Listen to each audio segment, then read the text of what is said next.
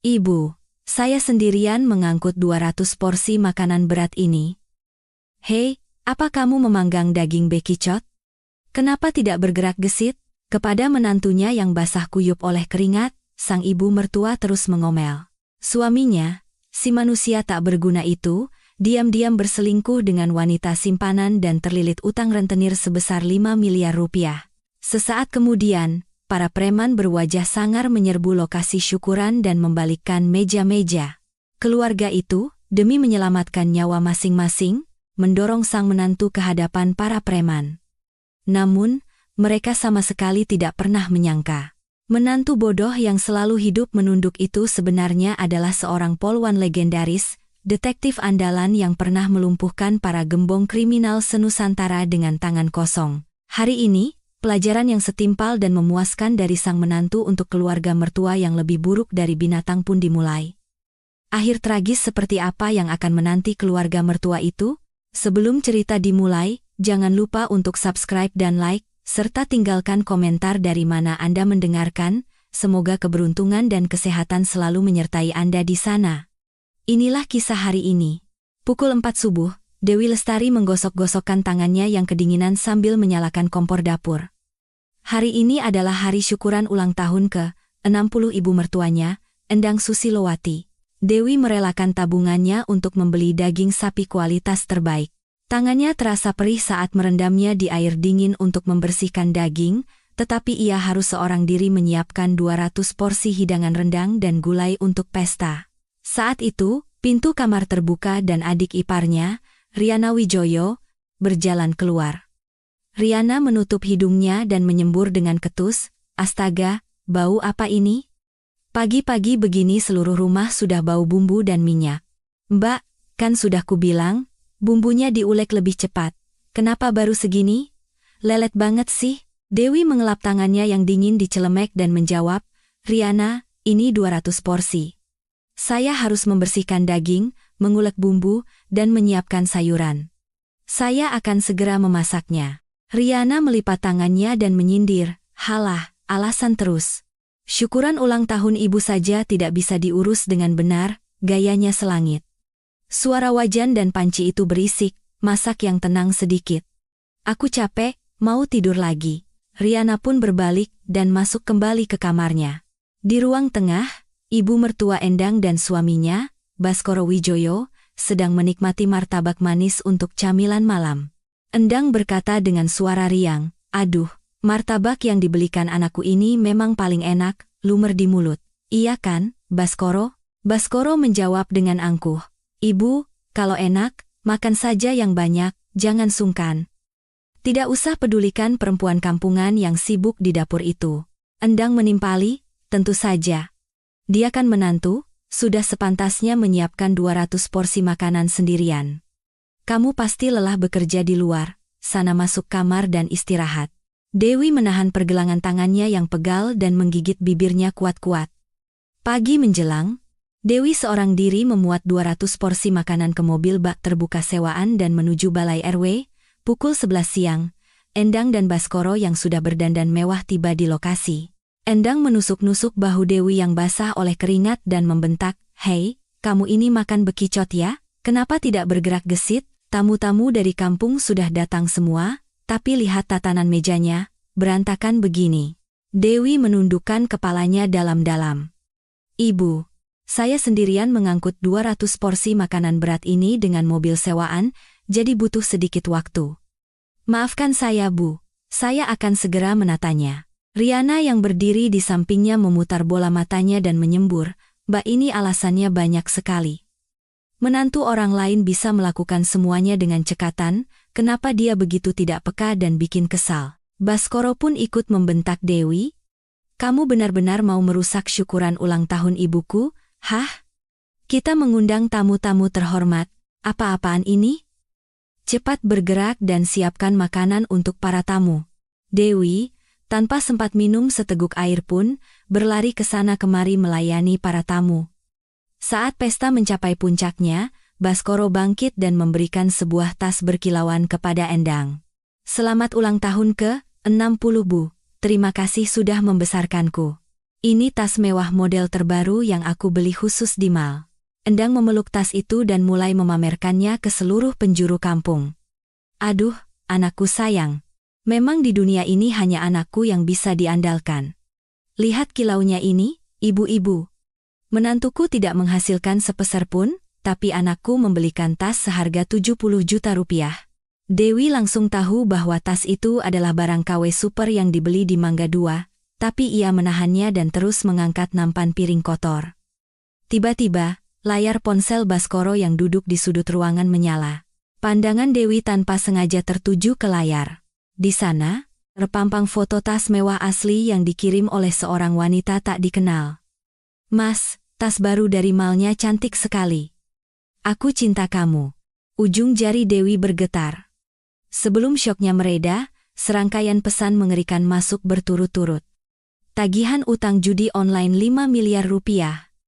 Jika hari ini tidak dibayar, keluargamu habis. Saat itulah kehidupan ganda Baskoro yang menjijikkan terungkap. Dewi membanting nampan ke meja dan dengan jari gemetar menunjuk ke ponsel suaminya, berteriak, "Baskoro, apa-apaan ini? Siapa wanita ini? Dan utang judi online ini apa maksudnya?" Baskoro dengan panik merebut ponselnya dan memasukkannya ke saku. Ia berdiri dengan mata melotot dan berteriak di depan wajah Dewi, kamu sudah gila? Di depan semua kerabat, beraninya kamu mempermalukan suamimu?" Dewi tidak mau kalah. Ia mendorong dada Baskoro dengan keras. "Malu katamu? Ada pesan tagihan utang 5 miliar dari rentenir, dan kamu masih bicara soal malu? Aku tanya, siapa wanita yang mengirim foto tas mewah ini?" Mendengar keributan itu, Endang dan Riana bergegas datang. Riana mendorong lengan Dewi, "Mbak gila ya? Kakakku kerja banting tulang di luar, kenapa kamu curiga seperti orang sakit jiwa? Cuma karena pesan spam begitu saja kamu bikin keributan?" Endang pun ikut memojokkan Dewi. "Dasar perempuan tidak tahu diuntung. Beraninya kamu meninggikan suara di depan suamimu di acara syukuranku. Kamu sengaja mau merusak pestaku, ya? Pergi dari hadapanku sekarang juga." Melihat pemutarbalikan fakta dari keluarga mertuanya, Dewi mengepalkan kedua tangannya erat-erat hingga telapak tangannya berdarah.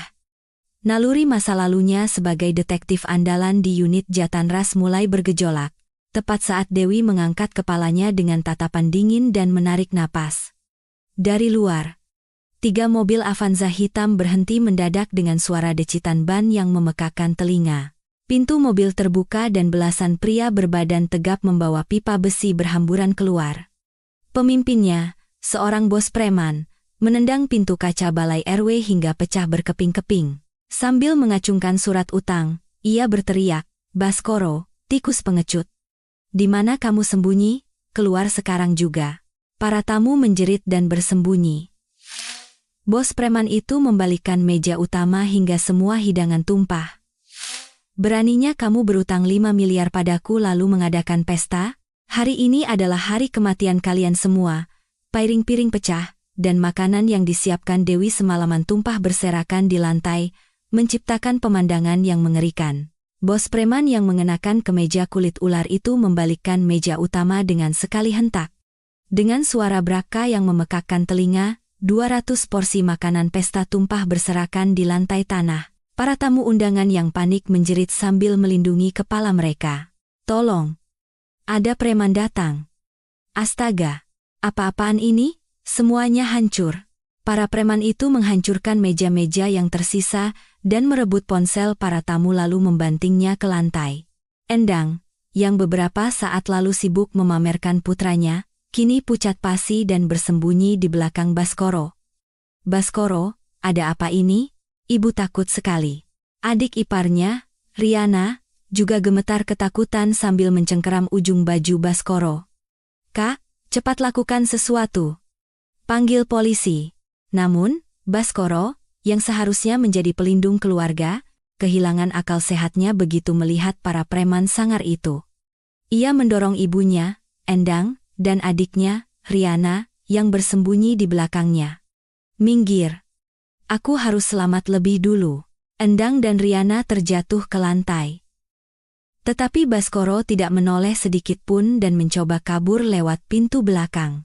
Namun, cengkeraman kuat seorang preman berhasil menarik kerah belakangnya dan membantingnya ke lantai.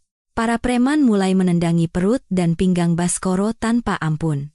Baskoro memuntahkan darah sambil memohon ampun, "Ampun bang, tolong jangan bunuh saya. Saya pasti akan cari uang untuk bayar. Ampun sekali ini saja, bang." Bos preman itu tertawa sinis dan mendekati Endang dan Riana yang terduduk di lantai. Dengan kasar, ia merampas kalung emas tebal dari leher Endang. "Sini, utang bunga saja tidak dibayar, gayanya pakai perhiasan emas." Endang menangis meraung-raung sambil memegangi lehernya yang terluka. "Aduh, kalungku. Itu hadiah syukuran dari anakku." Bos preman itu kemudian merampas paksa cincin berlian dari jari Riana. "Ah, cincinku. Jangan. Itu kesayanganku, kembalikan." Ketika Riana berteriak, bos preman itu mengangkat tangannya seolah akan menampar. Riana langsung terdiam ketakutan, menutupi kepalanya dengan kedua tangan dan tiarap di lantai. Bos preman itu menjambak rambut Baskoro dan mengangkatnya. Ia berteriak kepada para tamu yang ketakutan, "Dengar semua. Anak busuk ini meninggalkan istrinya demi selingkuhan muda. Dia meminjam 5 miliar dari kami untuk modal bisnis haram, tapi sudah 3 bulan tidak membayar bunga sepeser pun dan kabur." Warga desa mulai berbisik kaget. "Ya Tuhan, dia selingkuh, utang judi 5 miliar, kiamat sudah dekat." Kelihatannya saja baik-baik, ternyata sampah masyarakat. Mata Endang yang tiarap di lantai bergetar hebat. Ia lebih takut nyawanya akan direnggut oleh para preman di depannya daripada kenyataan pahit tentang putranya. Saat itu, matanya menangkap sosok menantunya, Dewi, yang berdiri terpaku di sudut ruangan. Endang merangkak dengan susah payah, lalu mendorong punggung Dewi dengan keras ke arah para preman.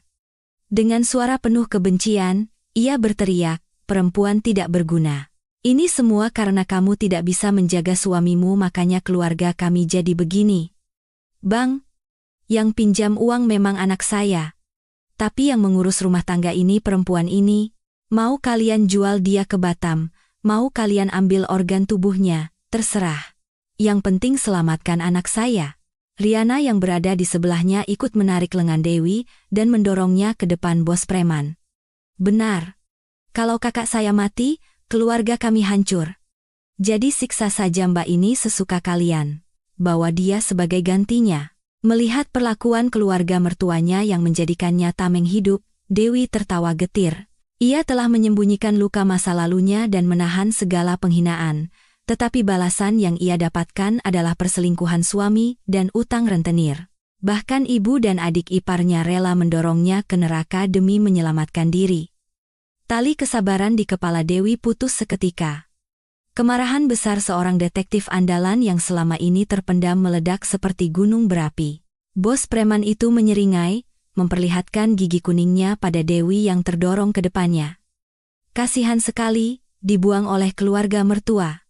Yah, untuk melunasi utang suamimu, sepertinya kamu harus bekerja seumur hidup di pulau seberang." Bos preman itu mengangkat tangannya yang besar dan mengayunkannya untuk menampar pipi Dewi. Para warga desa memejamkan mata, tidak tega melihat pemandangan mengerikan itu. Namun, bukannya suara tamparan, yang terdengar justru suara benturan keras. Dewi, dengan tatapan mata seekor predator, berhasil menangkap pergelangan tangan bos preman itu di udara. Mata bos preman itu membelalak kaget, apa-apaan perempuan ini? Dewi menarik napas dan melancarkan teknik kuncian mematikan yang dulu sering ia gunakan untuk melumpuhkan penjahat kelas kakap. Ia memutar lengan bos preman itu dengan kuat ke arah yang berlawanan, mengerahkan seluruh kekuatannya untuk mematahkannya. Krek! Suara tulang patah yang mengerikan memenuhi balai RW. "Arggh! Tanganku! Tanganku!" Siku bos preman itu tertekuk dengan sudut yang aneh. Ia jatuh ke lantai dengan mulut berbusa. Para preman lain yang tadinya mengacungkan senjata terkejut dan menghentikan gerakan mereka. Bang! Mereka menatap bergantian antara bos preman yang terkapar dan Dewi dengan mulut ternganga. Aura membunuh yang luar biasa terpancar dari seluruh tubuh Dewi, membuat semua orang di ruangan itu bahkan tidak berani bernapas. Baskoro, Endang, dan Riana yang terduduk di lantai gemetar hebat melihat sosok Dewi yang berubah menjadi mesin pembunuh. Perempuan gila ini, beraninya dia mematahkan tangan bos kita. Habisi dia. Saat para preman yang panik hendak mengeroyok Dewi dengan pipa besi dan balok kayu, sebuah suara bentakan keras terdengar dari luar. Berhenti semua. Ada keributan apa ini? Seorang pria dengan bekas luka bacok yang mengerikan di wajahnya, yang ternyata adalah bos besar para rentenir, berjalan masuk. Salah satu anak buahnya berlari menghampirinya. Bos! Bos sudah datang?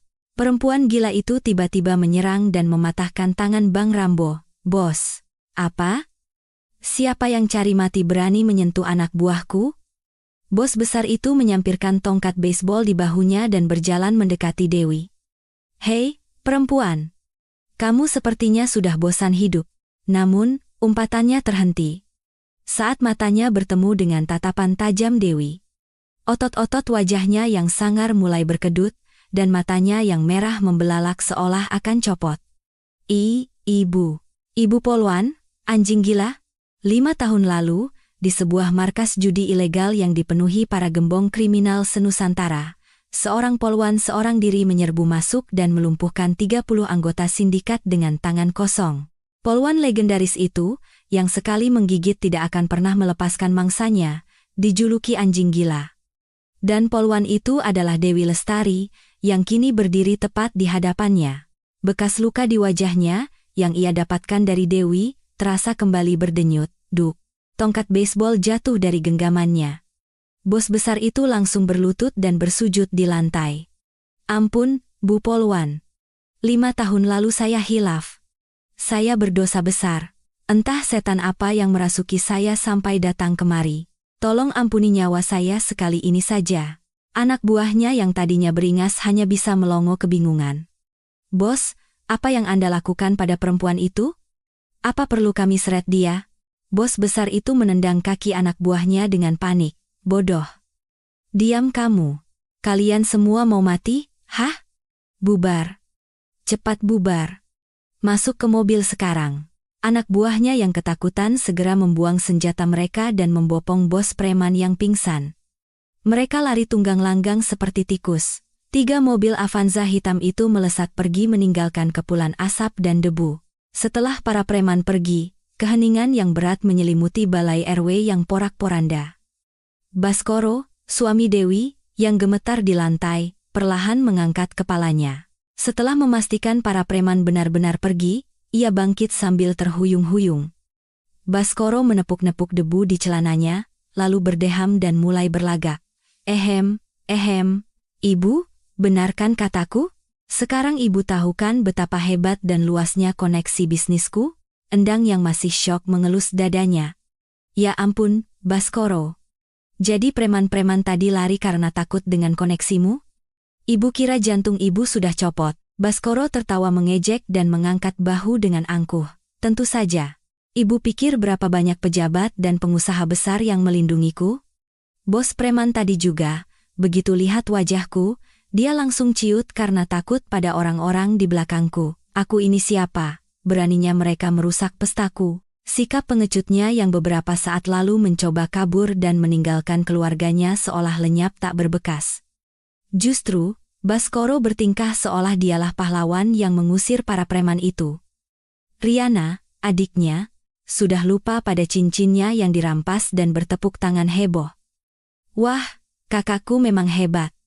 Kalau bukan karena kakak, kita semua sudah diculik dan mati hari ini. Mbak Dewi, kamu harus tahu betapa beruntungnya punya suami seperti kakakku.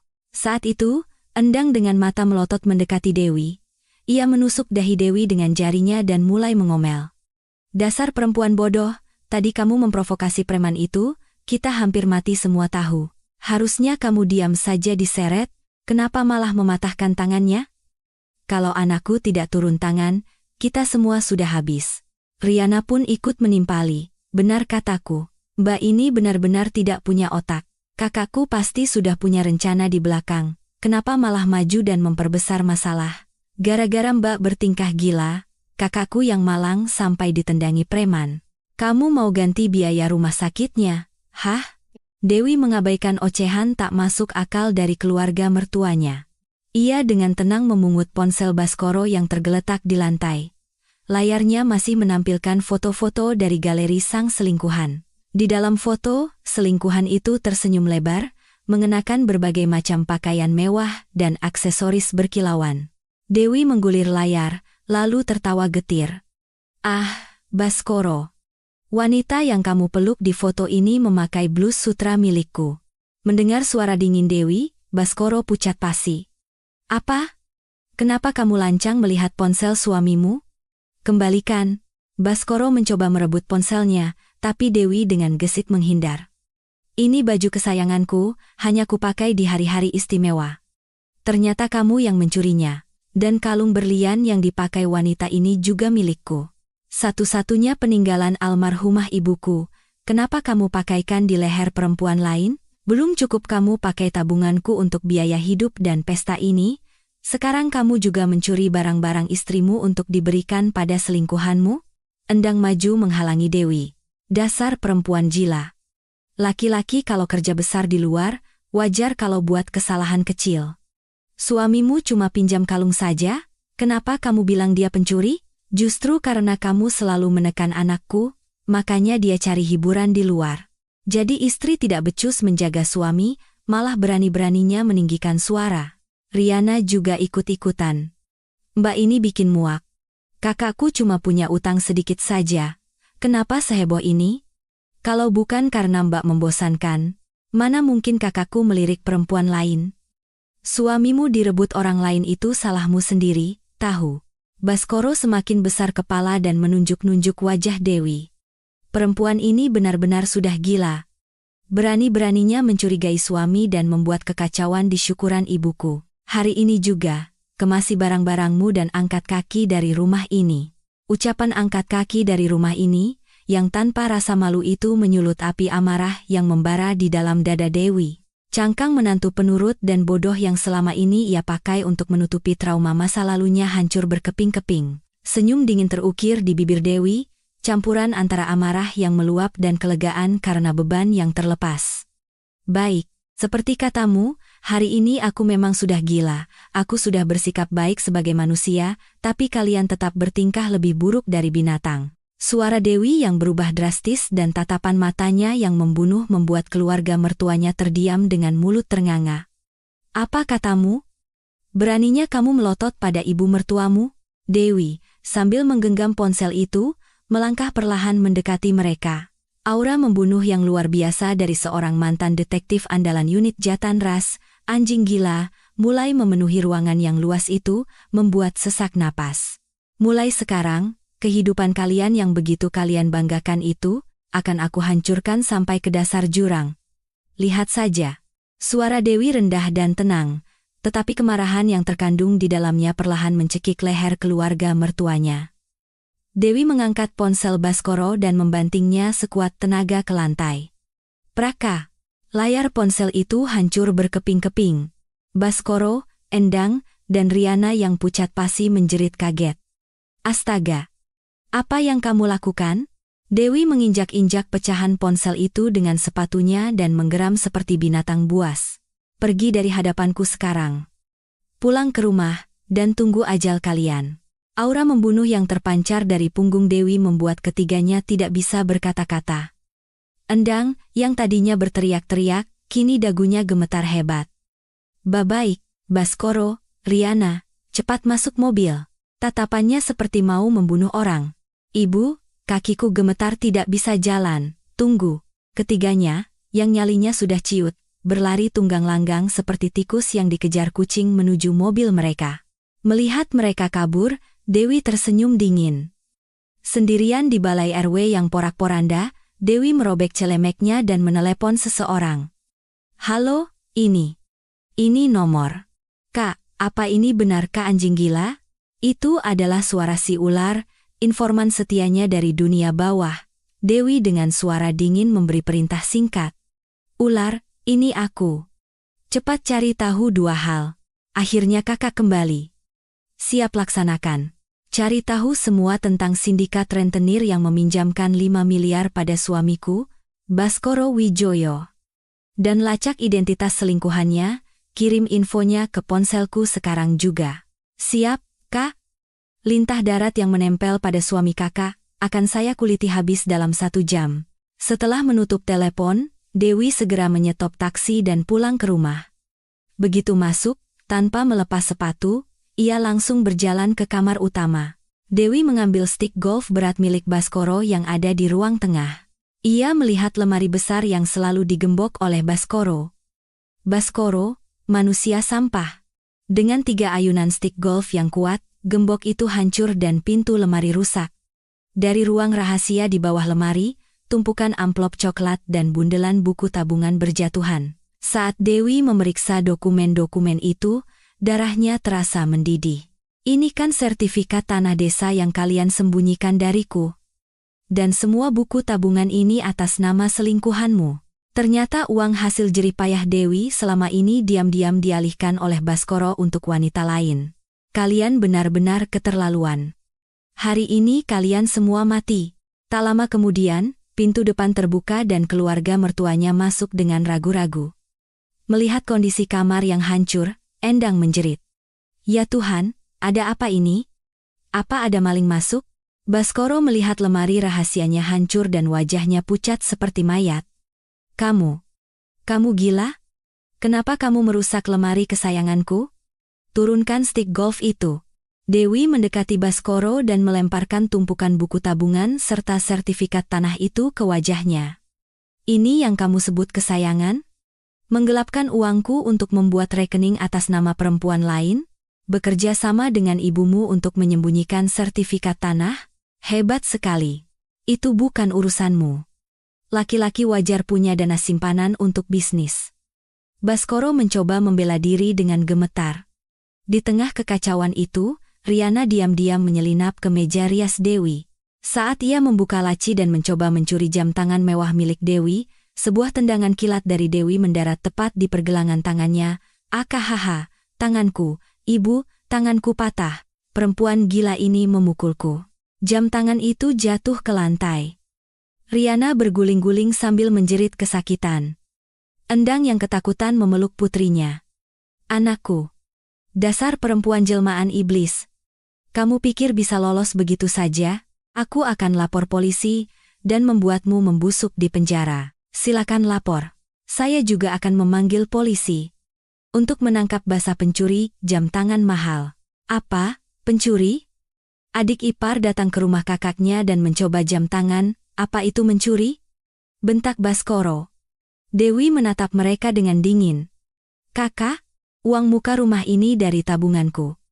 Hari ini kalian semua akan aku jebloskan ke penjara. Dewi lalu mengambil sebuah kotak beludru hitam dari lemari dan melemparkannya ke tengah ruangan. Dari dalam kotak, sebuah kartu identitas pudar dan beberapa lencana penghargaan berkilauan berjatuhan. Mata Baskoro membelalak saat membaca tulisan di kartu identitas itu. A.A. Jun. Komisaris Polisi, Dewi Lestari. Unit Kejahatan dan Kekerasan. Dia seorang polisi? Polisi? Menantu yang setiap hari hanya memasak di dapur itu polisi? Endang dengan tangan gemetar memungut lencana-lencana itu. Piagam Penghargaan Penangkapan Gembong Kriminal Nasional. Bintang Bayangkara Nararya. Baskoro. Apa ini semua? Ibu. Sepertinya dia adalah detektif hebat yang dulu sering muncul di berita karena menangkap para penjahat. Saat itulah mereka sadar, selama 5 tahun ini, mereka telah memperlakukan seekor harimau ganas seperti seekor kucing. Kini mereka mengerti mengapa bos preman tadi bersujud ketakutan di kaki Dewi. Endang langsung berlutut dan memohon sambil menangis. Nana, ibu sudah gila. Ibu sudah pikun. Ibu tahu kamu menderita, tapi ibu malah jadi mertua yang kejam. Tolong maafkan ibu sekali ini saja. Dewi menendang pelan lutut Endang dengan ujung sepatunya. Singkirkan tangan kotormu. Siapa anakmu? Maaf hanya untuk manusia, bukan untuk binatang. Dewi mengeluarkan surat gugatan cerai dan bukti penggelapan dana dari tasnya, lalu melemparkannya ke wajah Baskoro. Baskoro, utang judi, perselingkuhan, penggelapan aset. Alasan cerai sudah lebih dari cukup. Aku akan menuntut tunjangan dan semua ganti rugi tanpa kurang sepeser pun. Sampai jumpa di pengadilan. Sayang, tolong selamatkan aku. Aku bisa mati di tangan para preman itu. Kamu kan polisi, tolong lindungi aku. Kenapa aku harus melindungimu? Silakan saja kamu membusuk di penjara atau diseret oleh preman. Dewi menoleh ke Endang. Dan ibu, biaya gajiku sebagai pembantu selama 5 tahun ini akan aku tagih semua. Silakan gunakan koneksi hebat anak kesayangan ibu untuk menghentikanku jika bisa. Dewi menepis tangan kotor Baskoro dan menyeret kopernya menuju pintu. Dengan keluarga mertuanya yang terkapar ketakutan di lantai, Dewi membanting pintu depan dengan keras. Blam! Kehidupan neraka selama 5 tahun telah berakhir. Di luar rumah, Dewi menghirup udara kebebasan yang telah lama ia rindukan. Tanpa ragu, ia melangkah menuju markas besar Polri untuk mengurus prosedur pengaktifan kembali statusnya. Dor, dor, dor, suara tembakan yang memekakan telinga menggema di lapangan tembak bawah tanah Mabes Polri. Melihat lubang peluru yang tepat menembus titik 10 di tengah sasaran, para rekan detektifnya bertepuk tangan. Wah, memang hebat Kompol Dewi anjing gila kita. 5 tahun jadi ibu rumah tangga, kemampuan menembaknya tidak tumpul sama sekali. Dewi meniup asap putih dari ujung pistolnya dan tertawa. Sudah, jangan banyak omong kosong. Cepat selidiki lagi berkasnya. Aku sudah menemukan tempat persembunyian pelaku kasus perampokan berantai yang sudah 3 tahun mangkrak. Kita berangkat sekarang. Di hari pertamanya kembali bekerja, hanya dalam 3 jam, Dewi berhasil menganalisis berkas kasus yang rumit dan menentukan lokasi pelaku. Dewi memimpin timnya, melompati tembok, dan membekuk pelaku yang mencoba kabur. Cekalek, borgol perak terpasang di pergelangan tangan pelaku. Ampun Bu, tanganku patah. Ampun Bu, Dewi menekan punggung pelaku dengan lututnya. Diam. Kamu mencuri uang hasil kerja keras orang lain, masih berani minta ampun? Mulai hari ini, kamu akan membusuk seumur hidup di penjara. Di Mabes Polri, Kapolri secara pribadi menyematkan piagam penghargaan di seragam Dewi. Kompol Dewi, kembalinya dirimu membuat semangat unit kita membara, teruslah menjadi pemimpin andalan tim kita. Terima kasih, Jenderal. Saya akan memastikan para penjahat di negeri ini tidak bisa berkutik lagi. Kinerja luar biasa Dewi membuat suasana di Mabes Polri meriah, tetapi di rumah keluarga mertuanya, neraka dunia telah tiba. Di gerbang dan dinding rumah mereka, coretan cat semprot berwarna merah darah terpampang. Baskoro penipu. Bayar utang. Atau organmu kami jual. Para tetangga menunjuk-nunjuk dan mencibir. Rasakan. Dulu menantunya diperlakukan seperti pembantu, sekarang kena batunya. Kualat itu namanya. Endang, di depan tumpukan piring kotor yang menggunung, merintih kesakitan. Tangannya yang tidak memakai sarung tangan kini melepuh karena eksim. Aduh, pinggangku. Tanganku. Sejak menantu tidak berguna itu pergi, rumah ini jadi seperti tempat sampah. Riana, jangan tidur terus, cepat bantu ibu bersih-bersih. Saat itu, pintu gerbang terbuka dengan kasar.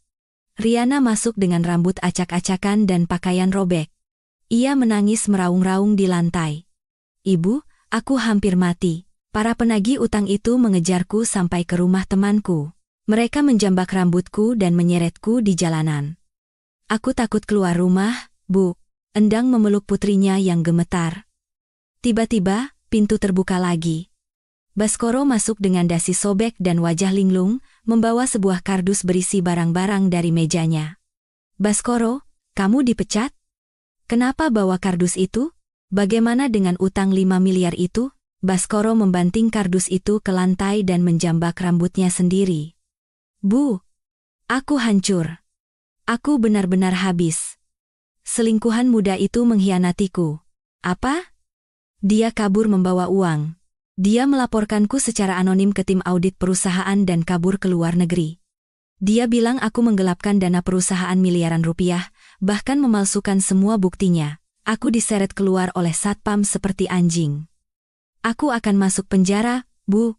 Mendengar pengakuan putranya, mata Endang memutih dan ia pingsan seketika. Tolong. Gara-gara mengusir menantu, keluarga kami hancur. Di waktu yang sama, Dewi, yang hidupnya telah kembali ke tempat yang semestinya, bersenandung sambil bersiap pulang. Mengenakan seragam polisi barunya yang gagah, ia menatap cermin. Tidak ada lagi sosok menantu yang ketakutan. Yang ada hanyalah semangat seorang pejuang tangguh yang siap memberantas kejahatan. Saat ia hendak pulang, telepon darurat di mejanya berdering nyaring. "Halo, tim Jatanras, Kompol Dewi di sini." Dari seberang, terdengar suara panik dari tim siber. "Kompol, jangan pulang dulu. Gawat, mantan suami Anda, Baskoro Wijoyo, baru saja kami tangkap di pelabuhan Tanjung Priok." Mendengar nama itu, wajah Dewi langsung membeku. Hanya karena utang 5 miliar dia mencoba kabur? Bukan 5 miliar, Kompol. Ini bukan utang judi biasa. Atas nama Baskoro, ada tuduhan penggelapan dana perusahaan puluhan triliun dan penipuan investasi skala besar. Ini kejahatan ekonomi yang bisa mengguncang negara. Dewi membanting tasnya dan membuka laci, mengambil pistol dan borgolnya. Matanya berkilat tajam. "Baik. Aku segera ke ruang rapat. Tampilkan semua bukti di layar." Dewi melangkah tegas menuju ruang rapat, siap untuk membasmi akar kejahatan yang terkait dengan masa lalunya yang kelam. Keesokan paginya, lobi kantor polisi ramai. Endang, dengan rambut acak-acakan dan sandal jepit berbeda warna, menangis meraung-raung di lantai. "Anakku tidak bersalah. Tolong, selamatkan anakku." Saat melihat Dewi dalam seragamnya, Endang merangkak dan memegangi celana Dewi. "Nanak, Kompol Dewi, tolong selamatkan Baskoro. Dia tidak mungkin menggelapkan uang sebanyak itu. Ini semua ulah perempuan licik itu." Dewi menepis tangannya dengan dingin. "Ini kantor polisi. Silakan sampaikan keluhan Anda pada hakim di pengadilan." Endang panik dan mengeluarkan segepok uang dari bajunya. "Ini. Aku kasih kamu uang. Ini semua uang jaminan rumahku.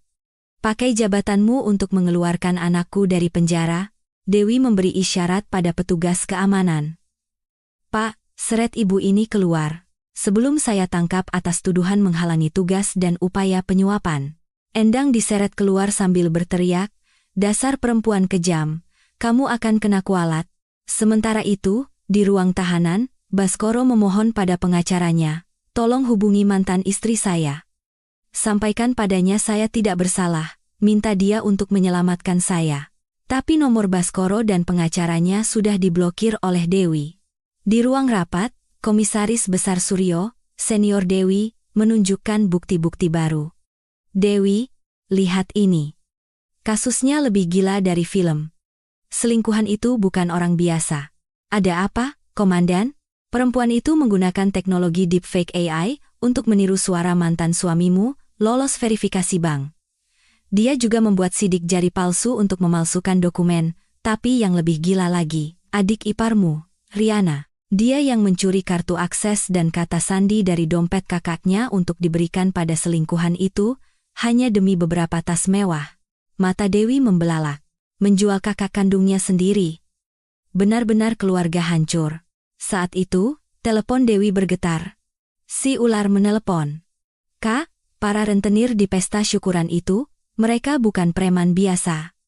Mereka adalah bagian dari sindikat pencucian uang internasional. Selingkuhan itu juga anggota sindikat mereka." "Lanjutkan. Uangnya lari kemana?" "Sudah dicuci menjadi aset kripto dan siap dibawa kabur ke luar negeri.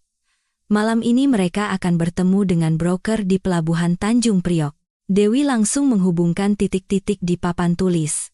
Ini bukan sekadar kasus perselingkuhan dan penggelapan, tapi sebuah kartel kejahatan besar. "Komandan Suryo, tolong Anda yang tangani secara resmi kasus Baskoro. Saya akan memimpin tim khusus untuk meringkus sindikat dan selingkuhan itu malam ini." Malam itu, di sebuah gudang kosong di dekat pelabuhan, di tengah hujan deras, tim khusus yang dipimpin Dewi menyerbu. Setelah pertempuran sengit, semua anggota sindikat berhasil dilumpuhkan. Dewi secara pribadi menangkap sang selingkuhan yang mencoba kabur membawa sebuah tas berisi laptop dan USB. Keesokan harinya, data dari USB itu berhasil dipecahkan. Isinya bukan hanya bukti penggelapan. Di dalamnya, ada sebuah rekaman suara yang mengerikan. "Sayang, aku sudah urus asuransi jiwa istriku sebesar 30 miliar. Nanti kita suruh orang-orang sindikat untuk menabraknya dengan truk sampai tewas. Dengan uang itu, kita bisa hidup mewah di luar negeri.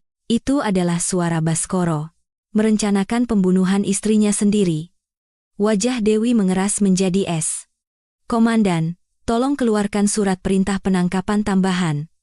Tuduhan percobaan pembunuhan berencana. Di ruang interogasi, Dewi memutar rekaman itu di depan Baskoro. Sayang, Dewi. Tolong aku tidak bersalah. Rengeknya. Saat mendengar suaranya sendiri di rekaman, tubuh Baskoro berhenti bergerak. Wajahnya pucat pasi. Itu palsu. Deepfake.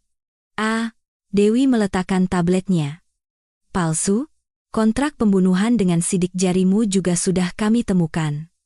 Masih mau mengelak? Baskoro jatuh dari kursinya, kejang-kejang ketakutan. Kombes Suryo melemparkan surat perintah penangkapan baru ke wajahnya. Baskoro, kamu tidak akan pernah keluar dari sini. Bersiaplah membusuk seumur hidup di penjara. Dewi menatapnya tanpa emosi. Selamat datang di neraka. Ia pun keluar dari ruangan itu dengan langkah ringan. Sebulan kemudian, di pengadilan, semua bukti dipaparkan. Hakim menjatuhkan vonis. 15 tahun penjara untuk Baskoro, 12 tahun untuk selingkuhannya, dan 5 tahun untuk Riana. Baskoro meraung seperti binatang saat diseret keluar. Endang yang menyaksikan dari kursi penonton pingsan dan dilarikan ke rumah sakit. Tak lama setelah itu, rumahnya disita oleh bank dan penagih utang. Endang, yang dulu hidup mewah, kini menjadi gelandangan di stasiun kereta. Dewi, yang kini menjadi pahlawan, mendapatkan promosi luar biasa menjadi komisaris polisi. Ia menerima kembali semua uangnya, ditambah ganti rugi yang sangat besar. Beberapa hari kemudian, untuk merayakan promosinya, Dewi memesan catering prasmanan dari hotel bintang 5 termahal di Jakarta untuk seluruh timnya. Wah, kompol, ini semua Anda yang traktir? Ada berapa porsi ini? Dewi mengangkat gelas sampanyenya. Tepat 200 porsi. Dulu, saya pernah hampir patah pinggang menyiapkan 200 porsi makanan sendirian. Hari ini, mari kita nikmati makanan terenak yang disiapkan orang lain. Silakan makan sepuasnya. Luka masa lalu sebagai menantu yang menangis di dapur kini telah terbasuh oleh tawa bahagia rekan-rekannya. Keesokan harinya, di mejanya, Dewi tersenyum sambil mempelajari berkas operasi penumpasan geng baru. Sirene polisi meraung-raung di kejauhan. Dewi meraih radio komunikasinya dan memimpin timnya keluar. Seluruh tim Jatanras berangkat ke TKP sekarang. Punggungnya yang tegap saat berlari menuju mobil patroli menandai dimulainya babak kedua hidupnya yang gemilang dan penuh kemenangan. Para pemirsa, bagaimana kisah hari ini? Kami yakin akhir dari ibu mertua yang kejam dan suami yang tak tahu malu ini sangat memuaskan. Kesabaran manusia ada batasnya, dan pepatah lama yang mengatakan siapa menabur angin, akan menuai badai terbukti benar. Mari kita berikan tepuk tangan yang meriah untuk Ibu Dewi, yang berhasil bangkit dari masa lalunya yang kelam dan memulai hidup baru yang cemerlang. Semoga Anda semua juga selalu menebarkan kebaikan kepada keluarga tercinta. Terima kasih telah mendengarkan, jangan lupa subscribe, like, dan tinggalkan komentar dukungan Anda. Sampai jumpa di kisah berikutnya.